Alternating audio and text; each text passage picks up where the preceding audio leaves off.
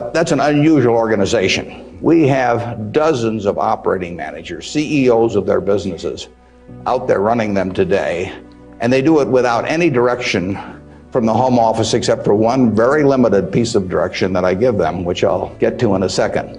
But we have these people, and they're an unusual group of people running these businesses because most of them have sold their businesses to us, and they're very, very wealthy. 3/4 of our managers do not need to work financially. And yet these people jump out of bed every morning and work, and they work weekends, and they love working. And why is that? And what's the key to that? The key really is the same reason I keep working. I should be in Florida, pushing shuffleboard around or something of the sort. But I do what I can do, anything in the world I want to do. But what I want to do is run Berkshire Hathaway. Now, why do I want to run it that way? There's a couple things. I get to paint my own painting.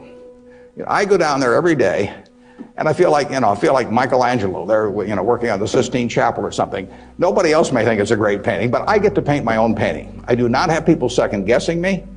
I do not have people saying, why don't you use a little more red paint than blue paint? Why don't you paint a seascape instead of a landscape? I get to do my own thing. It's a form of creativity. It's exactly like somebody feels it's a professional golfer or somebody feels it's a painter. They're not doing it for the money, primarily. They're doing it because they like doing something well, and that it happens to be down the route of their talents. And the second thing I like, frankly, is I like applause. I like appreciation. So I like having shareholders who feel good about what I've done. I mean, I have a 96-year-old aunt.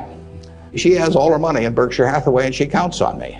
And she's out in Palm Springs now, and her whole net worth is in Berkshire. And I've got cousins, and everybody in our family has got all their money in Berkshire. And so those people are counting on me. And that's kind of fun to have something where you can actually deliver for other people and change their lives in positive ways. As a matter of fact, you see good things happening out of it. So it's fun. I mean, it beats playing golf every day or something of the sort. So I say, if that's what turns me on, what's going to turn on these managers that are out there running things like Clayton Homes, or we've got a company, Flight Safety, that trains more pilots than anybody in the world. Flight Safety is run by an 85-year-old man, Al Yulshi. Al started the company with $10,000 in 1951. It now trains 4 or 5 times as many pilots as non-military pilots as anybody in the world. And he is there at 85, and it's a matter of public record. He's got $1 billion worth of Berkshire shares. He works 7 days a week. He loves it. And he loves it for the same reason that I love what I do. He gets to do it his way. He buys these big simulators that you train pilots in. He doesn't have to check with me as to whether to spend $15 million for a simulator. He doesn't ask me. He knows so much more about it than I do. Why in the world would he ask me? Well, I can't tell what kind of a plane I'm in, when I'm flying around. And Al is spending a couple $100 million a year on simulators, spending Berkshire Hathaway money, and he never checks with Omaha. He runs his own business.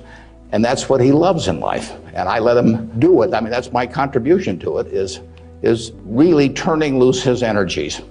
And they were properly directed before we bought the company 7 or 8 years ago. Why should I think that he couldn't keep running it after that? And like I say, at 85, he's still running it.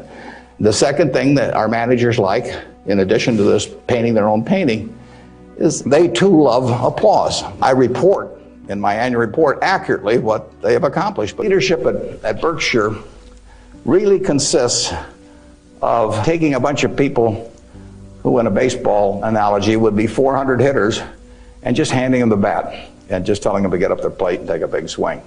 There's very little to it beyond that. So just apply the newspaper test. That's what I tell our managers. I could have a 1,000-page book of ethics. I could have all kinds of rules and hundreds of, but in the end, just all you got to do is think about, do you really want what you're doing put on the front page of the paper tomorrow to be read by your parents, by your spouse, by your kids, by your neighbors, by your coworkers?